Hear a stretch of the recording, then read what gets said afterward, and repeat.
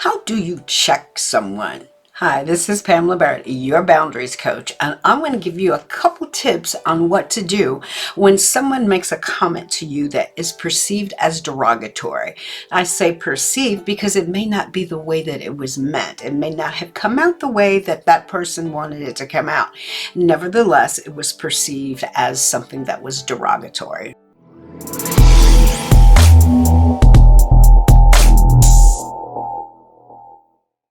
Let's say someone makes a comment to you, and I say this because in the past, people would say things to me that it would hurt my feelings, or I felt offended by it, and I wouldn't say anything. I just let it simmer inside of me. But when it comes to setting boundaries, being able to address an issue such as what someone says is important, and that is a boundary that you get an opportunity to communicate.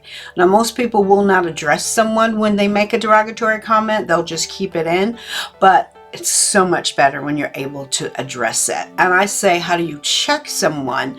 Which is really just having a conversation with them. You confront them. Now, confrontation or confront is not a bad word. It just means bringing communication to the front, getting some clarity. All right, so here's what you want to do. First of all, you want to think about why that person may have said the things that they say. What was behind that? And you want to put yourself in their shoes before you come back. Maybe they have an issue with you and you've identified what that issue is. You want to know that up front. And if you don't know that, then that's the first thing you want to do. The first thing you want to do is get some clarity. I know I'm probably aging myself, and that's okay.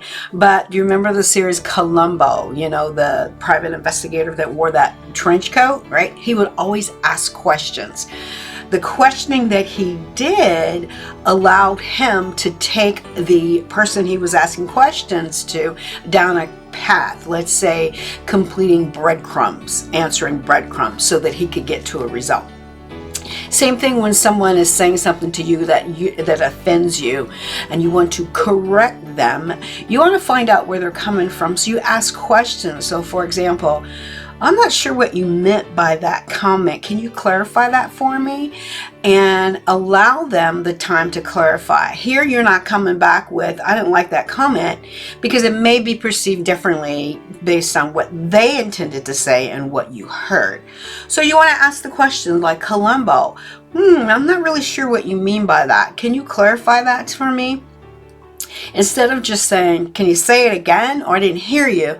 You say, can you clarify that for me? What did you mean by that? That's number one. The second thing you want to do your I message. What is the I message? That is letting someone know how you felt about the comment that was made. I wasn't really comfortable with that comment that you made. I'm really curious about the comment that you made. I didn't feel really good about that comment that you made. Notice what you're doing is you're saying I. You're not saying you. You made that comment. You said that to me. You meant something. Because when you say the word you place someone in a backup mode, and it can get really ugly. So these are two things you want to do when you want to check someone on something that they said to you that you perceived as derogatory. Number one, you want to ask questions for clarity so you know exactly what they meant. And oftentimes they come back with clarity, so it's not necessarily what we thought that they were saying. You give them an opportunity to clarify. If they come back and what they say is still derogatory, then you give them your I message. After you give your I message, depending on how they respond, you can set a boundary that you communicate with them. A boundary would be, I appreciate that you felt that way, but because of the way that it made me feel, I'm not sure that that's something that I'm comfortable with, and I'm willing to allow you to make those kind of comments to me. All right? Then you can give them an option. An option would probably be, I understand how you feel about that, but because it's the way that I felt, either we can make sure that we don't have this conversation again based on these comments, or we don't have to have any conversation at all. Which one do you choose? This is how you check someone properly, and I'll tell you how you don't check someone. You don't check someone in a text. All right. Or you don't check someone that's made a derogatory comment on your Facebook or in your social media. What you want to do is you want to take it offline. Whether you go into a text message or instant message, at that point, you just say, you know what? I think we might need to have a conversation about that just to get some clarity. Are you free for a call? Right?